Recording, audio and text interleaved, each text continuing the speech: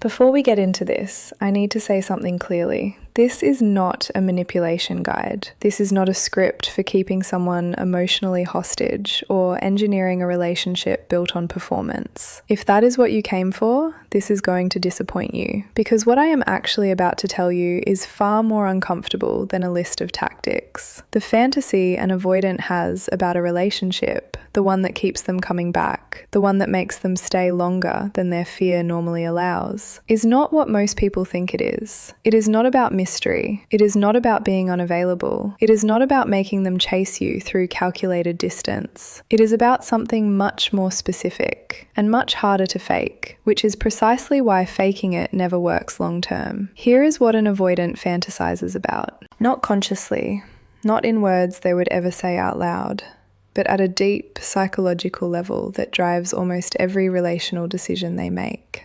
They fantasize about closeness without consequence. They want the warmth, the intimacy, the feeling of being truly known by another person, without the vulnerability hangover that follows. Without the fear that what they revealed will be used against them. Without the creeping dread that need will become expectation, that expectation will become pressure, and that pressure will eventually become the thing that confirms every belief they have ever held about relationships being fundamentally unsafe.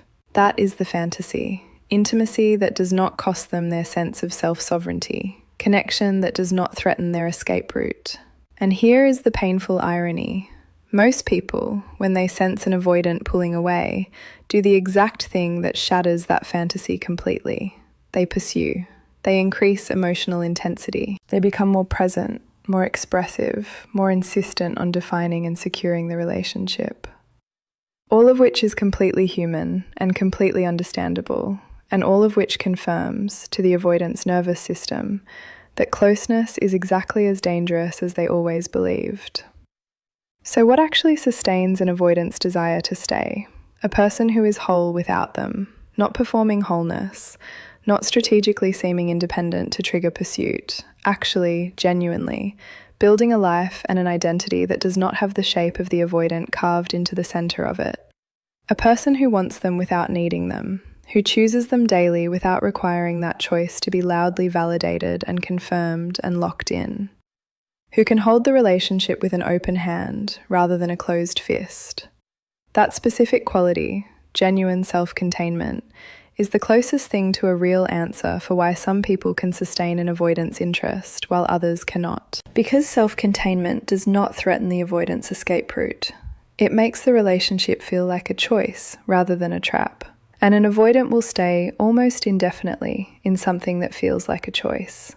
But here is where it becomes genuinely complex, because self-containment is not the same as self-abandonment. And this is the line that most people in these dynamics accidentally cross. Self-containment means you have a full interior life, standards, friendships, direction, a sense of self that exists independently of whether this person texts you back. It means when they go quiet, you do not collapse. Not because you do not care, but because your foundation is not built on their consistency. Self-abandonment means you have suppressed your actual needs so thoroughly that you appear self-contained, while slowly disappearing inside the relationship.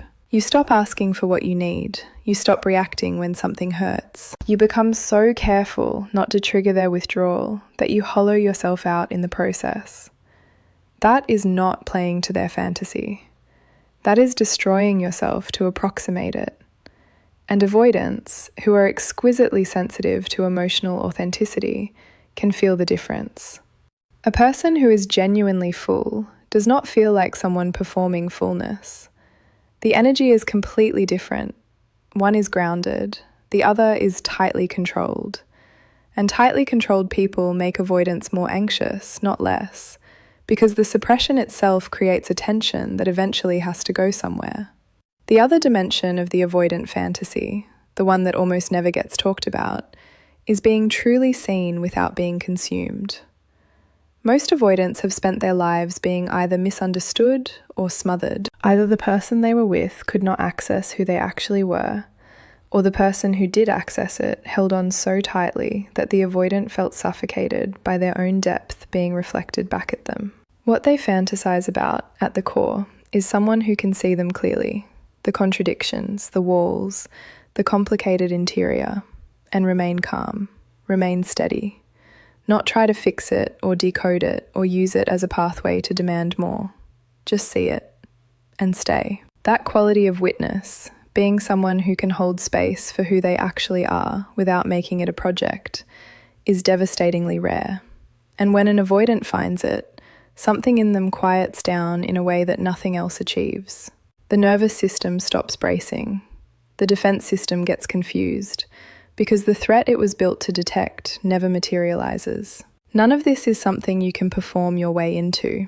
You cannot read this and decide to become these things strategically, because the moment it is strategic, it is false, and false things do not sustain real attachment.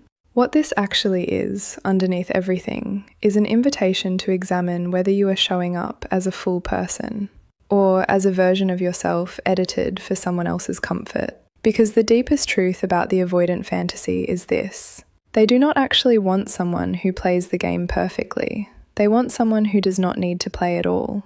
And that person, the one who is too grounded, too genuine, too fully themselves to perform, is the one the avoidant cannot stop thinking about long after everything else has faded.